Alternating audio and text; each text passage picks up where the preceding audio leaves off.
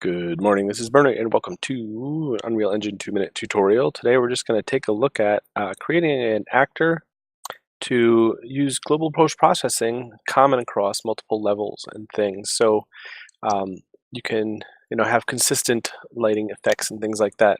So this is just the minimal default map. So I just did a blank project with starter content. I haven't changed anything yet. The first thing I'm going to do is just delete this global post-process volume real quick. Delete. We're going to go here and we're going to do a light mass importance volume, and we're just going to drag that in. And all I'm going to do is change the details of that to just make it a little bigger.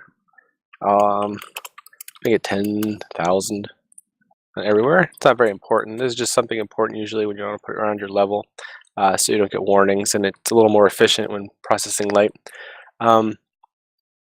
And so let's go in here. You can create a folder. I obviously don't have any folders here. I'll create a folder for we'll just call it level objects or something, or you can call it common level objects or something you want to do. So we're going to create a new blueprint class, just an actor, something that's going to exist in the level, and we will call this global post processing actor.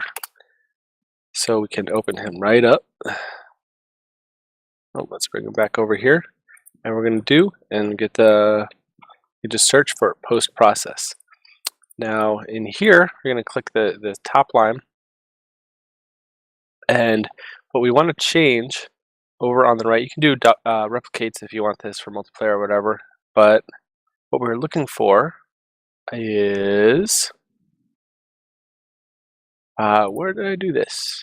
This is the important part, so you don't mess it up.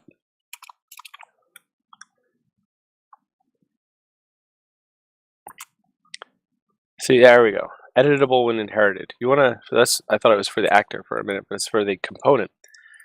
So basically, you want to make this not editable when inherited. So you can just search up here, you can just search edit. And basically when this actor is dropped in the game, let's say someone else is editing the levels and they want to change the post-processing. They won't be able to change it just for that level. You might want that sometimes, but for us currently we do not. Basically we want this to be the same and consistent through all levels. So if you go in here and you look at the details of this actor, let's just compile this to make sure. And we look at the details of the actor and we click on this. It says we can't edit any of this in the level on the actor. The only place we can edit this is the blueprint. So no matter what level you drop this in or wherever you do it, it's going to be the same and consistent all over through there. So, and then we can just look at a couple things like if we come in here, or actually one of the most important things you probably want to do is make sure it's unbound. But that used not to be clicked by default. So one thing we can do real here is just create like a dark room or something, just to set up, just to kind of check out a couple of the differences. Oops.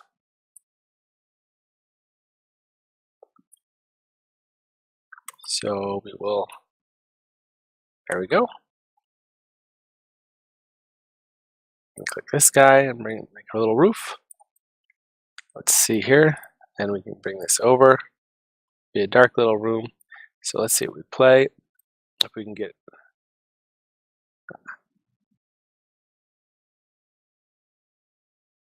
in there. So what we can do real quick is build and build lighting only, allow access this.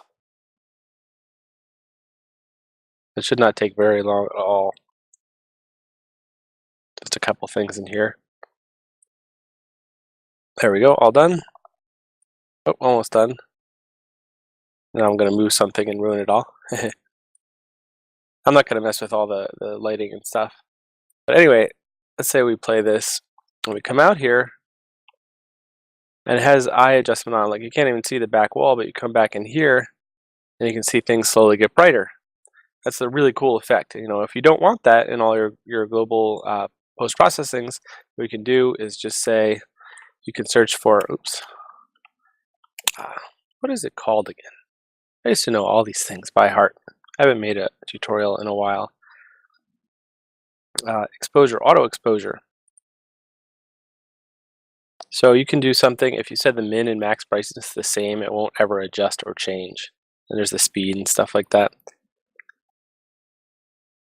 So we could just compile and save here, and if we play again, we can see the room's not brightening up. You go outside, things look how they look, and nothing changes when you come in. And then basically the key here is making sure this isn't editable when inherited, and you can do all sorts of things like disable bloom or whatever you want. So this will get you a nice consistent look across all of your levels, however you want them to appear, and it will prevent individual level editing from making very different post-process that can make similar elements and things look very different with different post-processing. So that's it. That's all there is to it. I hope you enjoyed. Let me know what you think in the comments, and hope to see you next time. Have a great day.